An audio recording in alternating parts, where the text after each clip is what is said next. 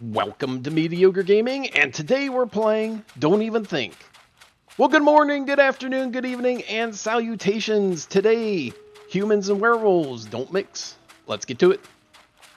Don't Even Think is a free-to-play game that launched July 10th. Of course, that means that there are microtransactions, and the microtransactions will get you some cosmetic gear. But that gear you can also earn. Now, this game is a new entry into the Battle Royale genre. Now, this means that there are a lot of players and they're trying to get the same or similar objectives. Now, unlike some other Battle Royale games, this one has two different groups that you can play as. You can play as a human, and you get put into a group of three. So two other people, either people that you know that you're already grouped up with, or two random people. And you'll always know where they're at on the map, and it would be a good idea to at least be somewhere in the neighborhood so that you can help out. The other group are werewolves. This is a stark departure from other games, other Battle Royale type games, and it is almost reminiscent of a game like Evolve, where you have this asymmetric battle situation.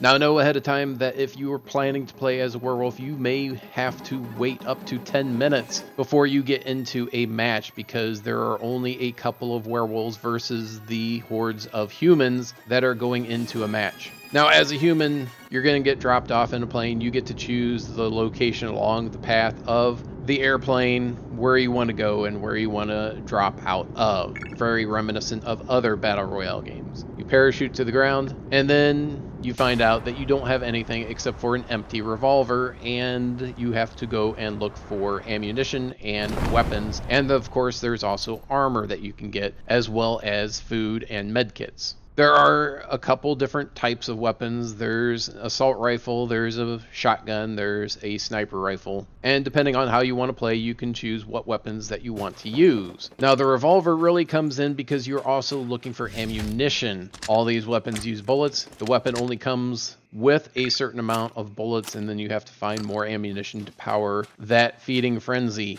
Now, with the revolver only takes one type of ammunition, and that is silver bullets. And of course, you're going to use that against werewolves. You can use regular weapons against werewolves. However, they do not do a whole lot of damage. They will do some damage, but it is very, very difficult to take down a werewolf. If there are three in your party and none of you have silver bullets, it is going to take all of you to try to take them down. If one of you, even one of you, has silver bullets, it's going to be much, much easier to take out the werewolf. Now, as you go through, you start off at dusk. Once nighttime comes, the people that chose to be werewolves, they actually turn into werewolves. So you start off as a human and then turn into a werewolf. And as the night goes on, it gets colder. And if you're a human, then you need to stay warm. Now, you can do that one of two ways. You can eat food, which will boost your warmth up, or start a fire.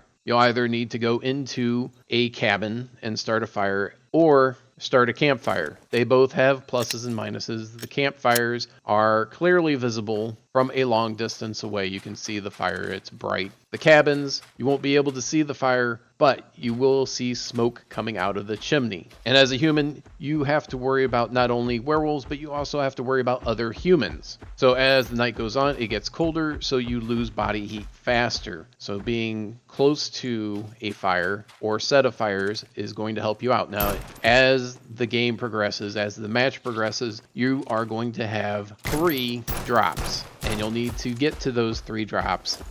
Each of those 3 drops will have items that you can pick up, which are sometimes better than the ones that you can get from scavenging boxes. Now, I did find that scavenging boxes was a little hit or miss, where I had to kind of move around a little bit before I could actually open one up. And I would go buy some and be right next to it, and it wouldn't have the option to search it. So just be aware that if you're right on top of it, you won't be able to search it. You actually have to have your cursor, your pointer, right on the box in order to search it. So stay warm, stay alive. If you have first aid kits and you're running low on health, of course, use them. If you don't see any cabins or campfires and you're getting cold, use food. There are apple trees that are scattered throughout the map that you can get apples. Those give you the least amount of warmth. The ham hocks give you the most, and then the bread is somewhere in between. So you can use those items as you're going along. And of course, it takes time to use those items, it takes time to reload. Now, if you're able to make it through the night without becoming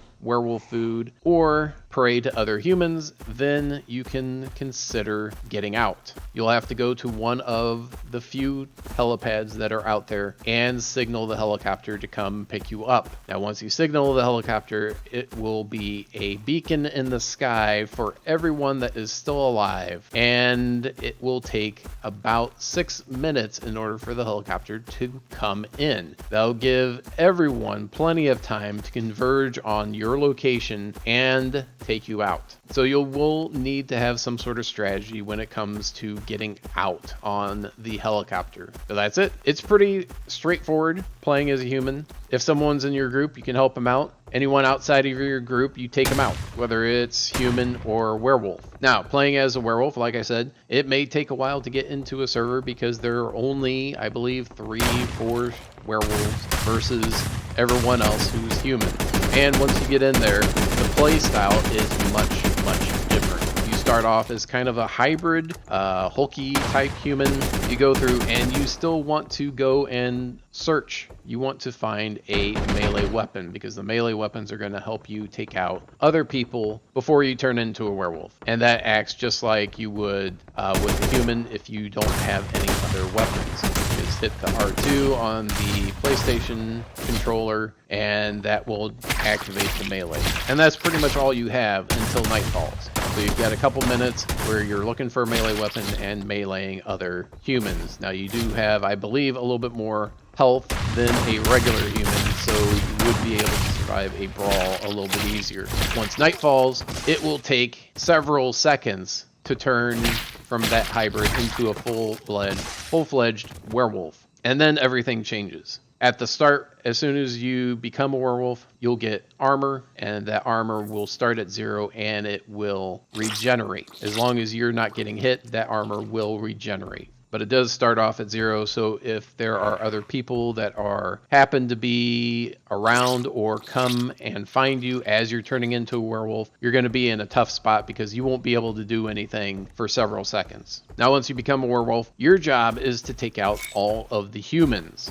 So basically, all the werewolves are on the same side, but you don't know where the other werewolves are at. Additionally, once you become a werewolf, you need to feed to bring up the bloodline. These bloodlines will give you special abilities that you wouldn't otherwise have. So if you find other humans that had been taken out by other players, then you can feed on them, or you look out and look for humans that you can take out yourself. Now, unlike playing as a human or playing as the hybrid before you turn, the control scheme is completely different. On the PlayStation controller, now you attack with the circle button. You have a dodge with the square button, and you do use stamina to dodge and to run. So you will run out of stamina. And then triangle does a ground pound type of maneuver. So if you're trying to attack using the R2, it's not going to do anything. You're just going to keep on walking or running or whatever you're doing. It's very easy to take out other humans, especially if they have no silver bullets. So once you feed on a certain number of dead humans, then you unlock your first ability. Additionally, that is the only way that you can bring your health back if you have damaged health. And of course, as I said, the armor will regenerate over time as long as you're not taking damage.